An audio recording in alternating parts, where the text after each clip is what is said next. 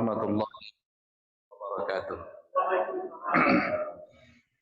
Waalaikumsalam warahmatullahi wabarakatuh. Alhamdulillah hamdan katsiran thayyiban mubarakan fih kama yuhibbu rabbuna wa yardah. Wa asyhadu an la ilaha illallah wahdahu la syarika lah wa asyhadu anna Muhammadan abduhu wa rasuluh. Allahumma salli wa sallim wa barik ala nabiyyina Muhammadin wa ala alihi wa sahabatihi wat tabi'in wa man tabi'ahum bi ihsanin ila yaumiddin, amma ba'd. Subhanakallahumma la ilma lana illa ma 'allamtana innaka antal alimul hakim.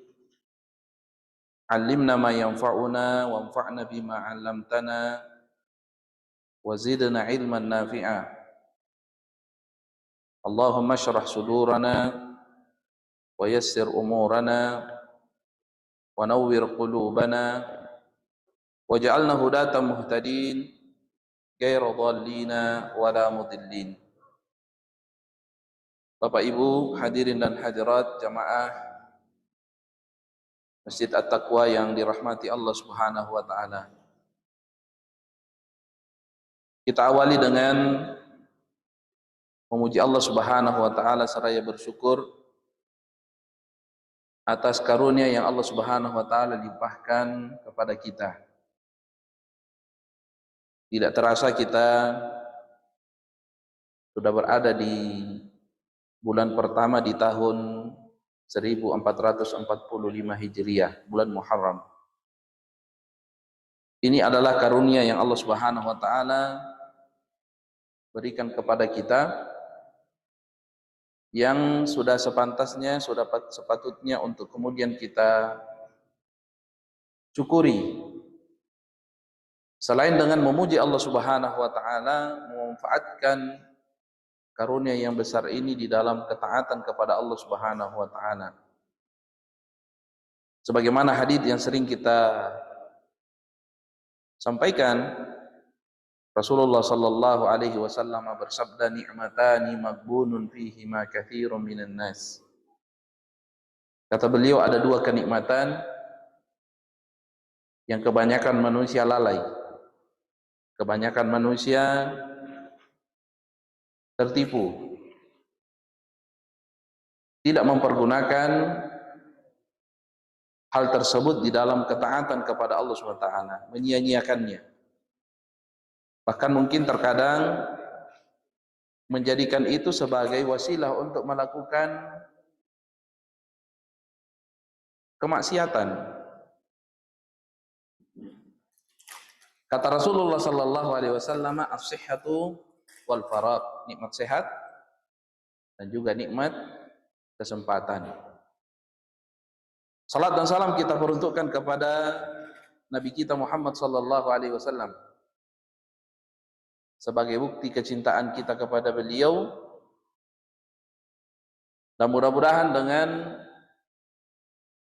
bersalawat kepada beliau kita semakin dekat dengan beliau, sehingga kesempatan kita untuk dipertemukan di hari kemudian di dalam surga Allah Subhanahu wa taala itu juga bisa kita dapatkan. Amin ya rabbal alamin.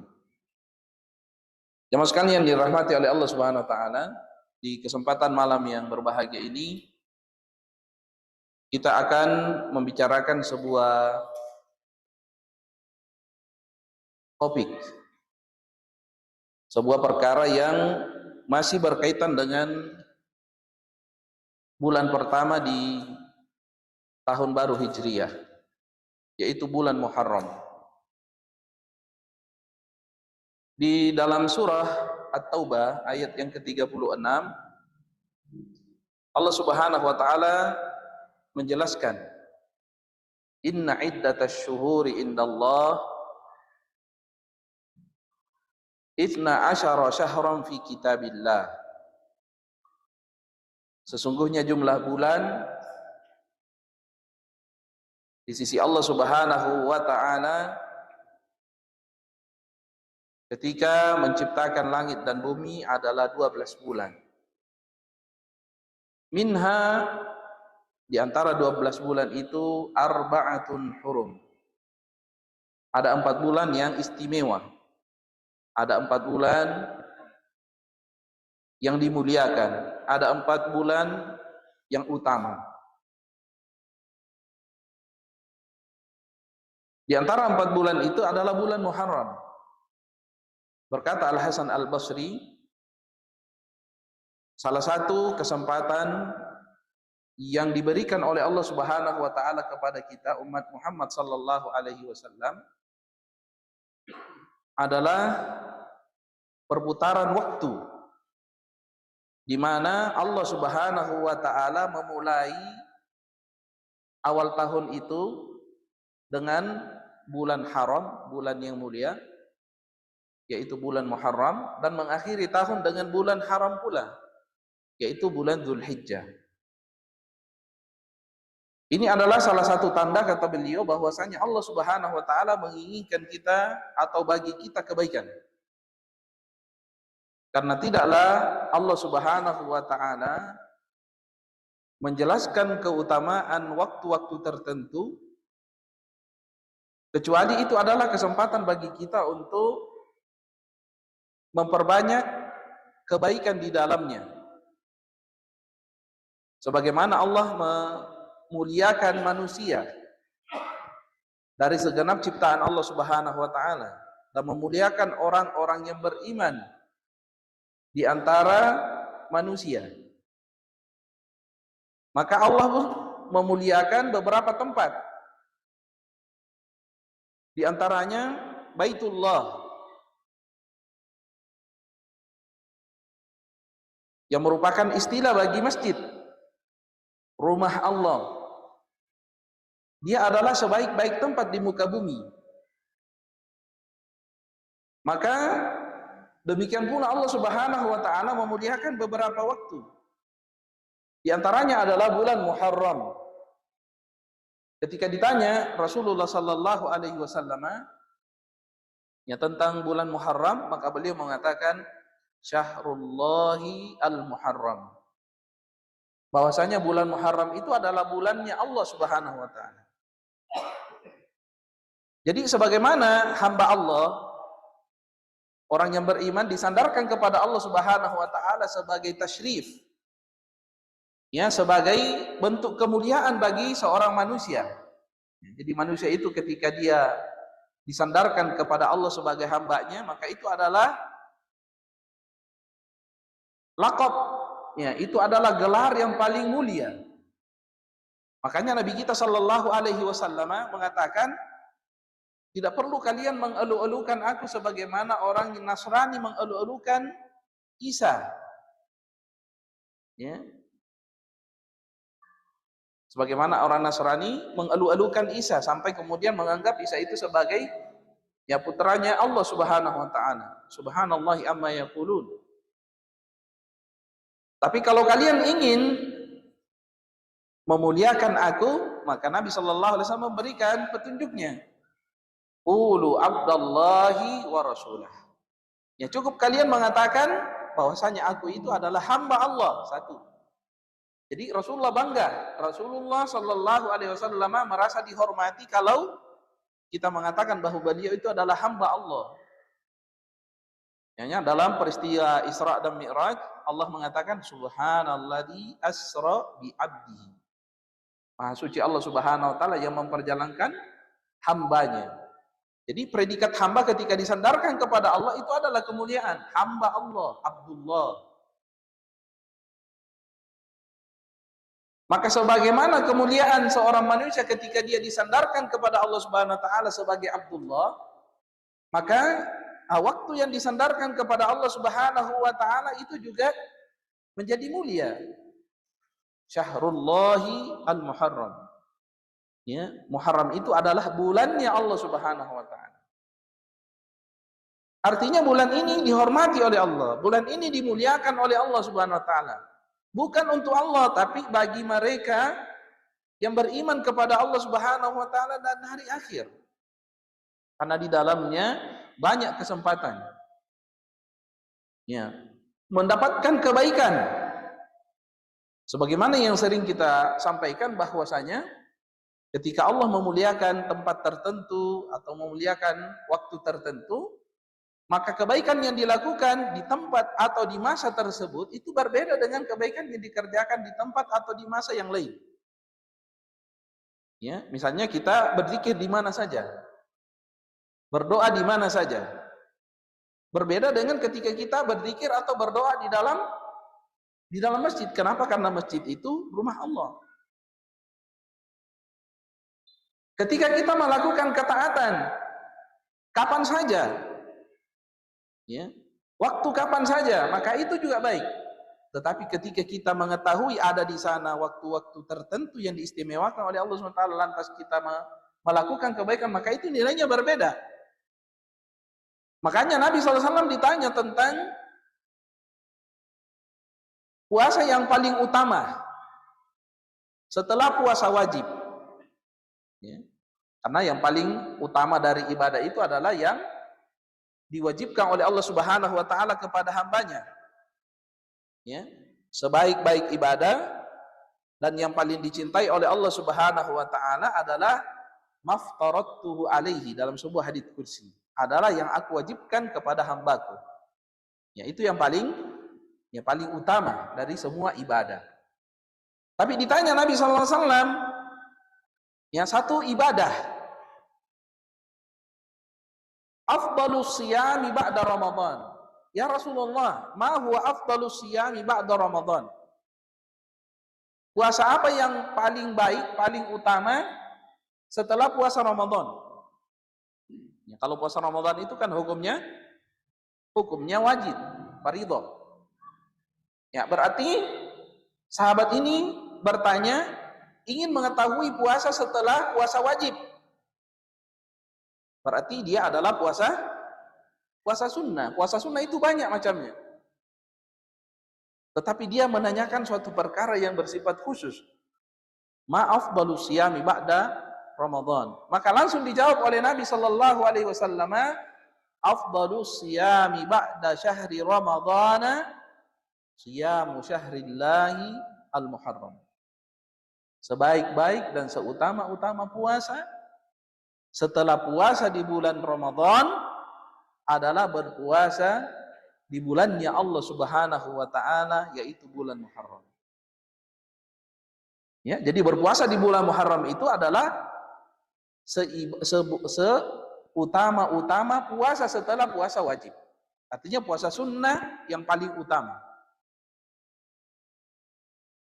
Maksudnya puasa di bulan Muharram itu apakah penuh satu bulan? Atau sebagian? Atau bagaimana? Ya, ulama mengatakan bahwa yang dikatakan syahrun itu adalah satu bulan.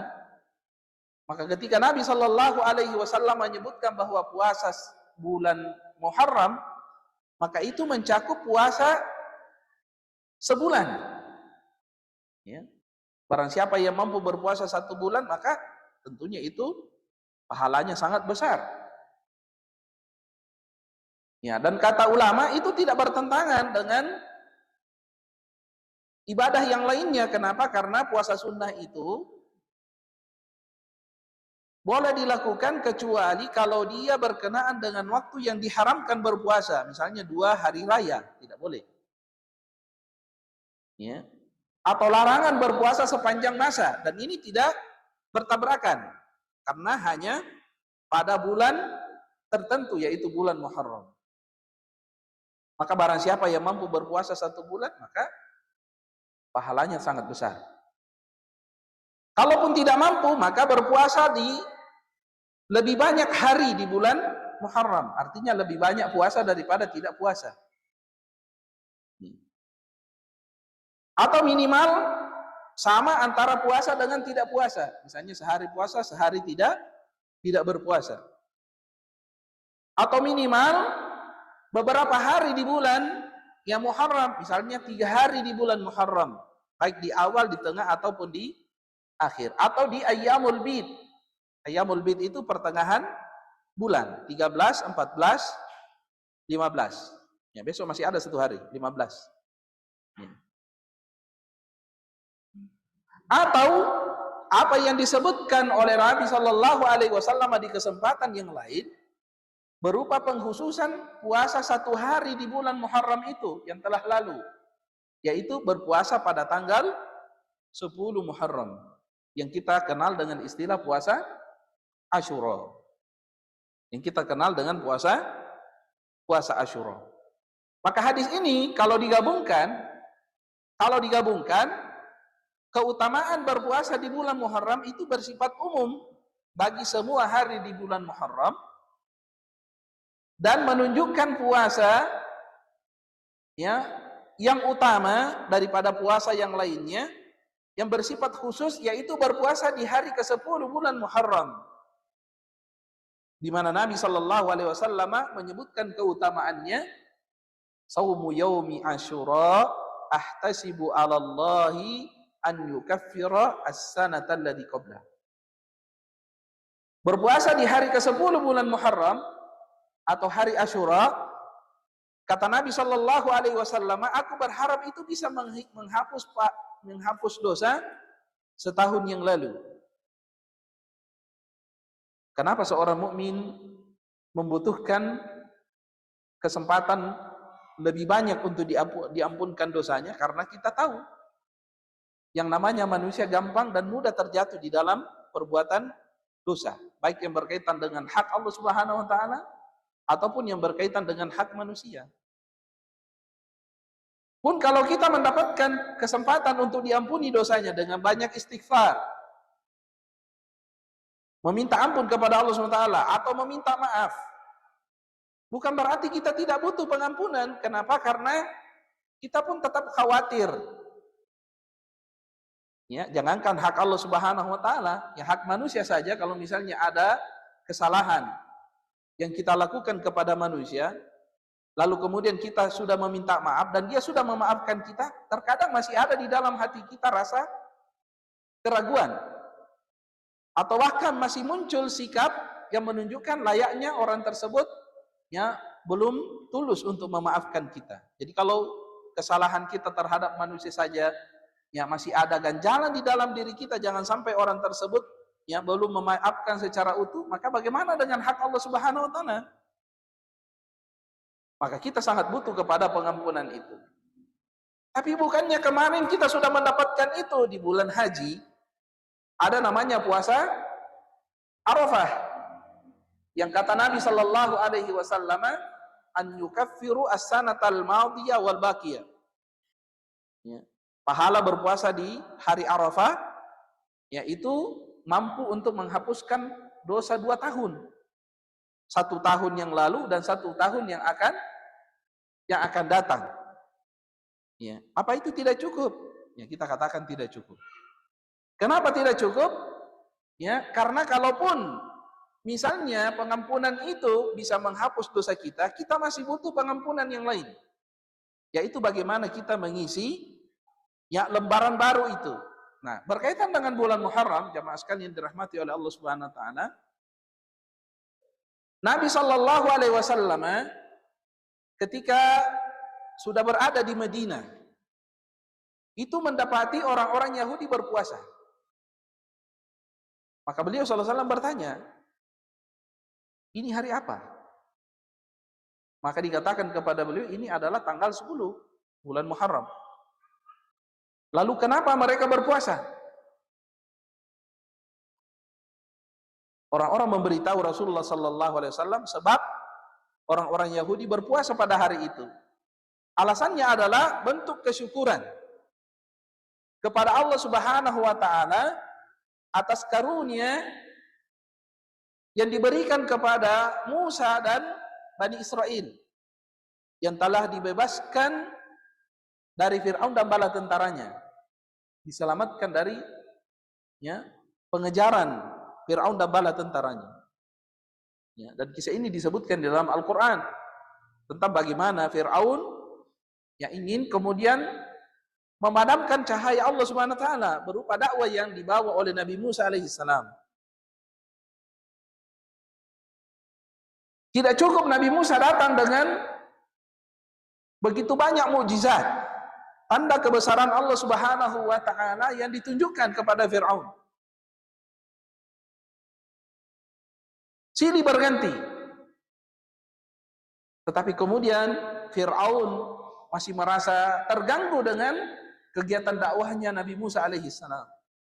Maka dia kemudian memutuskan untuk membunuh Musa dan memusnahkan orang-orang yang beriman bersama dia. Dikejarlah mereka. Dan pada saat itu Nabi Musa alaihissalam mengajak Bani Israel untuk pergi keluar, meninggalkan negeri mereka, mencari keselamatan. Sementara Fir'aun mengejar dengan bala tentaranya terlihat dari jauh. Mereka kemudian mengatakan, inna lamudrakun, pasti kita akan dikejar, pasti kita akan binasa, pasti kita akan mati. Sampai mereka berada di dalam keadaan yang sangat genting. Mereka sudah sampai di pinggiran laut. Sementara bala tentara Fir'aun semakin mendekat. Di sini semakin khawatir mereka. Nah, pada saat itulah Allah Subhanahu wa taala mewahyukan kepada Musa alaihi salam, anidrib bi asakal bahar. Ya, diperintahkan oleh Allah Subhanahu wa taala untuk memukulkan tongkatnya ke laut. Fanfalaqa. Maka segera laut itu terbelah. Berupa jalan-jalan yang bisa dilewati oleh manusia menjadi 12 jalan. Berdasarkan jumlah qabilah ya Bani Israel. Ya, kelompok Bani Israel. Maka kemudian Nabi Musa alaihi salam menyuruh mereka untuk kemudian masuk ke jalan tersebut untuk menyeberangi lautan itu agar selamat dari pengejaran Fir'aun. Tetapi mereka ketakutan. Kenapa? Karena ya di samping jalan itu ya air laut yang kapan saja bisa tumpah. Mereka takut. Maka segera Nabi Musa memimpin mereka dan diikuti oleh kaumnya. Fir'aun ketika sampai di pinggiran laut dan menyaksikan Bani Israel dipimpin oleh Musa sudah masuk ke dalam lautan, melewati jalan-jalan tersebut, ya mereka pun berhenti. Dan bala tentaranya tidak ada yang berani mengikuti. Kenapa? Karena mereka khawatir jangan sampai ketika mereka masuk, tiba-tiba air itu kembali lagi dan menenggelamkan mereka. Maka kemudian Fir'aun memimpin bala tentaranya dan masuk duluan. Dan ketika mereka masuk ke dalam lautan itu, Allah kemudian memerintahkan kembali untuk memukulkan tongkatnya Musa, lalu kembalilah air itu sebagaimana ya sedia kala. Sinilah Allah Subhanahu wa taala ya membinasakan Fir'aun dan orang-orang yang ingin memadamkan agama yang Nabi Musa bawa. Dan kejadiannya adalah pada hari tersebut, hari ke-10 bulan Muharram. Maka sebagai wujud kesyukuran ya atas nikmat dan karunia yang besar itu yang diberikan oleh Allah Subhanahu wa taala kepada Nabi Musa alaihissalam dan Bani Israel, mereka berpuasa. Maka Nabi sallallahu alaihi wasallam mengatakan, nahnu ahaqqu bi Musa minhum. Ya, tentunya kita lebih pantas untuk kemudian bersyukur kepada Allah Subhanahu wa taala atas karunia besar ini daripada mereka. Maka Nabi sallallahu alaihi wasallam memerintahkan untuk berpuasa. Ya, memerintahkan untuk berpuasa. Jadi ya puasa Asyura tadinya itu hukumnya wajib sebelum ya datangnya perintah berpuasa di bulan Ramadan. Ya bahkan dikenal ya, tapi tidak berkaitan dengan penyelamatan Allah Subhanahu wa taala terhadap Musa alaihissalam dari pengajaran Firaun. Ya bahkan dikenal orang-orang Quraisy pun pernah ya berpuasa di hari ke-10 bulan Muharram. Jemaah sekalian dirahmati oleh Allah Subhanahu wa taala. Dari sini kita mengetahui bahwasanya Nabi sallallahu alaihi wasallam mengagungkan hari itu dengan bersyukur kepada Allah Subhanahu wa taala berupa berpuasa. Ya, dan beliau mengatakan ya pada waktu itu ya kalau saja tahun depan saya masih hidup maka saya akan berpuasa hari ke-9. Dan ini kata ulama untuk menyelisihi puasanya orang-orang Yahudi. Ya. Mudah-mudahan ini adalah tambahan pengetahuan. Jadi tingkatan berpuasa di hari Asyura itu ada 3. Yang pertama berpuasa 1 hari, yaitu tanggal 10 bulan Muharram. Yang kedua adalah berpuasa 1 hari sebelumnya dan hari ke-10. Jadi 2 hari, tanggal 9 dengan tanggal 10. Tingkatan yang ketiga adalah berpuasa 3 hari. Ya, tanggal 1, tanggal 9, tanggal 10 dengan tanggal 11. Nah, sekarang kita bertanya, yang mana yang paling utama? Berpuasa 1 hari di hari ke-10, atau berpuasa 2 hari, hari 9 dan hari ke-10, atau berpuasa 3 hari? Yang mana yang paling utama? Yang terakhir, 3 hari. Ada yang lain? Ya. Yang kedua. Yang kedua. Tidak ada yang pertama. Nah, yang kita katakan yang paling utama itu adalah yang paling mudah. Jadi kalau mudah bagi kita untuk lebih banyak, maka itu lebih utama. Ya. Jadi kalau apa yang menjadi kemudahan bagi kita, ya hanya 1 hari saja, maka itu juga ya afdal bagi kita. Yang tidak utama itu adalah melewatkan waktu itu begitu saja. Nah, kalau 3 hari itu, ini berkaitan dengan puasa sunnah yang umum di bulan Muharram. Tidak ada kaitannya dengan hari ke-10. Kalau berpuasa 3 hari. Kalau berpuasa 2 hari, 9 dengan 10, itu berkaitan dengan puasa Asyura. Yang pertama hari ke-10-nya, dan hari ke-9-nya itu adalah untuk menyelisihi orang-orang Yahudi. Ya. Untuk menyelisihi orang-orang Yahudi. Apa kemudian pahalanya sama ketika berpuasa ya hari ke-10 dan berpuasa hari ke-11? Dengan berpuasa hari ke-9 dengan hari ke-10 dengan niat itu sama. Ketika misalnya lewat waktunya. Misalnya tahu bahwa hari ini tanggal 9 bulan Muharram, padahal sudah sarapan pagi. Kan berarti tidak bisa berpuasa karena sudah sarapan. Berarti berpuasa tanggal 10 dan untuk menyelisihi, dapat pahala itu, menyelisihi, itu berpuasa tanggal 11. Tapi jangan sampai melewatkan 1 hari itu. Ya, yaitu tanggal 10 sebagaimana sabda Nabi sallallahu alaihi wasallam, ahtasibu 'ala Allahi an yukaffiru sanata allati qablahu. Ya, cukup 1 hari itu ya bisa menghapuskan dosa selama setahun yang lalu. Jemaah sekalian dirahmati oleh Allah Subhanahu wa taala, ya, termasuk di antara perkara yang sering kita sebutkan ya, atau disebutkan ketika bulan Muharram adalah apa yang berkaitan dengan hijrah Nabi sallallahu alaihi wasallam. Di antara jamaah, ada yang tahu kapan Nabi hijrah? Ibu-ibu mungkin ada yang tahu? Udah berapa lama Nabi hijrah?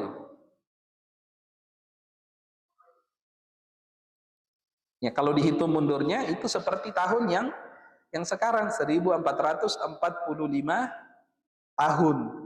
Ya, karena penanggalan hijrah itu dimulai dari hijrahnya Nabi. Jadi kejadian hijrah itu 1445 tahun yang silam. Ya. Tapi kapan peristiwa hijrah itu? Apakah peristiwa hijrah itu terjadi di bulan Muharram sehingga dimulai perhitungan Hijriah itu dari bulan Muharram atau bulan yang lain?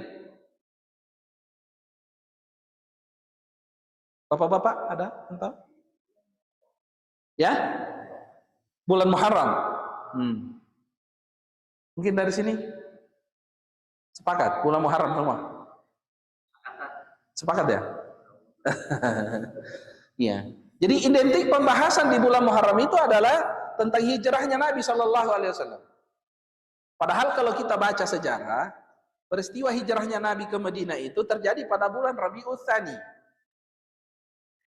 Ya. Jadi kalau bulan Muharram itu urutannya di bulan Hijriah, ya bulan 1, ya. Kejadian hijrahnya Nabi Shallallahu Alaihi Wasallam itu terjadi di bulan Rabiul Tsani, yaitu bulan keempat. Nah, tapi kenapa pembahasan di bulan Muharram itu berkaitan dengan hijrah? Karena perintah hijrah itu mulai bulan Muharram. Ya, jadi rombongan pertama awal-awal yang hijrah ke Madinah itu dimulai dari bulan Muharram. Tapi peristiwa hijrahnya Nabi SAW itu terjadi pada bulan Rabiul Tsani. Kenapa? Karena belum ada izin khusus bagi Nabi Shallallahu Alaihi Wasallam untuk berhijrah. Ya. Jadi memang identik pembahasan tentang hijrah itu. Apakah esensi daripada hijrah itu masih ada? Padahal kata sebuah ungkapan la hijrata ba'dal fathi. Ya, tidak ada lagi hijrah setelah Fathu Makkah. Jadi dulu itu hijrah itu wajib. Apa artinya hijrah? Jadi kalau seseorang misalnya dari dari kafir gitu ya, masuk Islam, mengucapkan syahadat, ketika dia masuk Islam maka dia wajib berhijrah, artinya meninggalkan tempat tinggal dia dan bergabung dengan Nabi Shallallahu Alaihi Wasallam. Ya. Itu terus sampai terjadi Fathu Makkah tahun ke-8.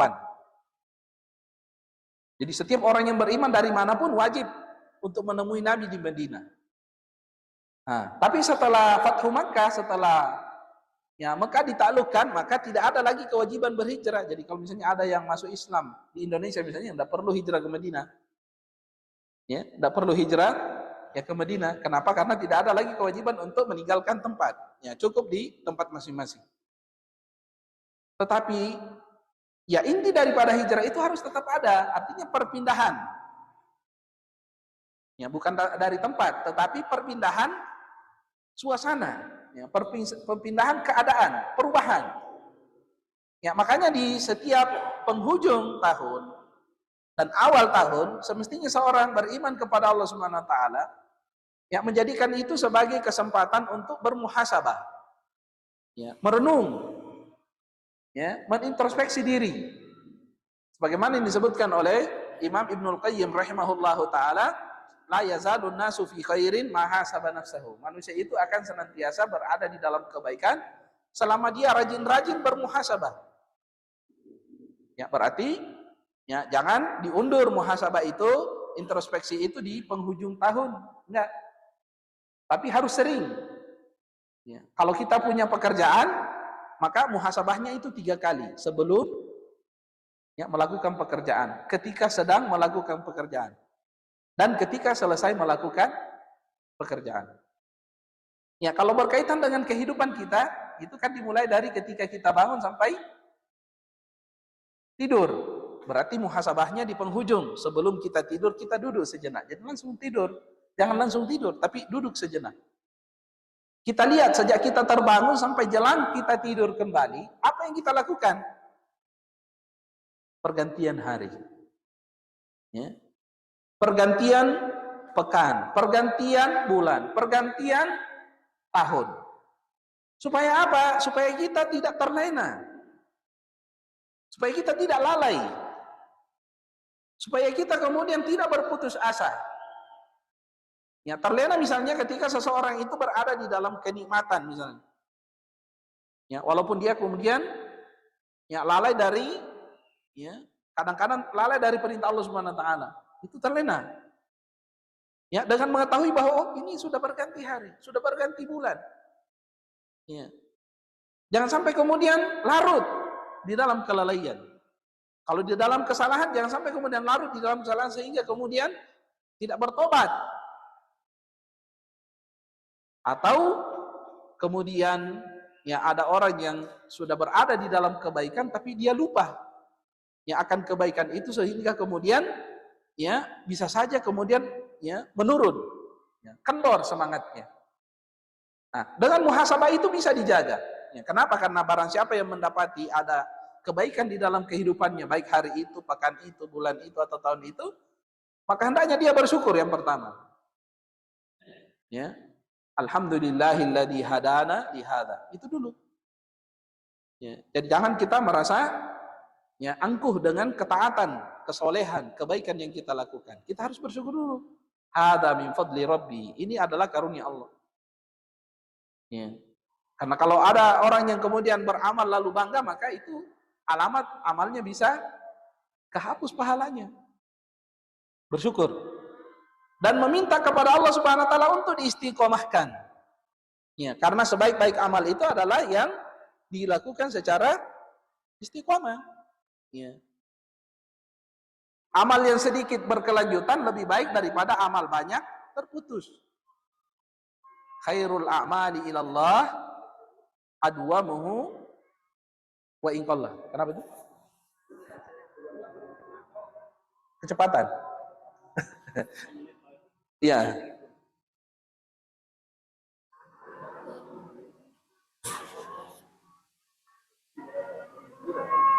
Mungkin pakai aplikasi mungkin ya. Ya, karena biasa aplikasi itu kadang bergeser tempat itu jadi berubah gitu. Ya. Jadi paling baik itu kita patokannya yang sudah disusun oleh lembaga falakiyah, EMUI, ya, dan organisasi ormas Islam itu ya. Ya, patokan itu bagus karena itu disepakati. Jadi tidak ada yang terlalu apa namanya itu.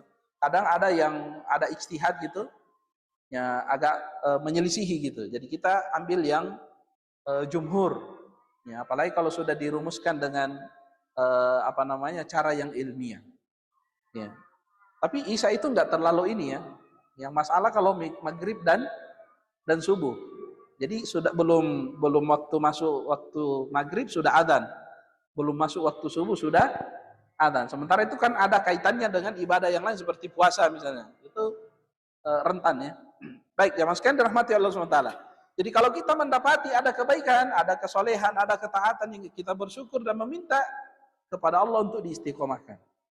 Kalau ada kelalaian, maka kita meminta kepada Allah SWT untuk dimaafkan, diberikan petunjuk oleh Allah SWT. Bahkan kalau ada kesalahan, maka ada kesempatan ya untuk kita bertobat. Ya. Kullu bani Adama khata. Setiap manusia ya rentan untuk melakukan kesalahan. Wa khairul khatta'ina at-tawwabun. Dan sebaik-baik orang yang bersalah adalah yang bersegera melakukan ya tobat kepada Allah Subhanahu wa taala. Nah, ini beberapa perkara yang penting untuk kita renungi di bulan Muharram sehingga ya kemuliaan yang Allah Subhanahu wa taala berikan kepada ya bulan ini, ya penghormatan bagi bulan ini itu bisa kita dapatkan. Jadi kemuliaan bulan Muharram itu bukan karena Allah menyebutkan kemuliaannya, Rasulullah sallallahu alaihi wasallam menyebutkannya, tapi bagaimana kita memanfaatkannya. Ya, misalnya kalau apa namanya? Masjid itu tempat yang mulia tapi tidak dimanfaatkan masjid itu. Ya. Kan sekarang banyak fenomena, bapak-bapak atau ibu-ibu mungkin menyadari ya. Ya, banyak di antara masjid-masjid itu dibangun bukan untuk mungkin pertamanya adalah untuk beribadah. Tapi lama-lama bergeser. Ya, menjadi tempat wisata. Ya, jadi ajang untuk selfie misalnya. Ya, hanya mungkin untuk di-upload saya sudah mengunjungi masjid ini. Ya, saya pernah pergi ke sebuah tempat, masjidnya luar biasa. Mungkin masjid ini 10 kali lipat besarnya. Ya, dengan halaman yang begitu luas. Tapi ketika adzan dikumandangkan, ya, yang masuk masjid sangat bisa dihitung dengan jari. Bahkan yang sholat itu tidak cukup satu saf. Menyedihkan gitu. Ya. Jadi kita tahu bahwa masjid itu adalah rumahnya Allah SWT. Tapi kemuliaan itu tidak akan kita miliki kalau kita tidak rajin-rajin dan gemar memakmurkan masjid. Ya. Jadi kalau Allah SWT memuliakan bulan Muharram, ya, dengan pahala berlipat ganda, dengan pengampunan dosa. Tetapi kita tidak mengambil kesempatan itu, maka dia pun akan berlalu begitu saja dan tidak akan membawa pengaruh apa-apa yang terhadap diri kita.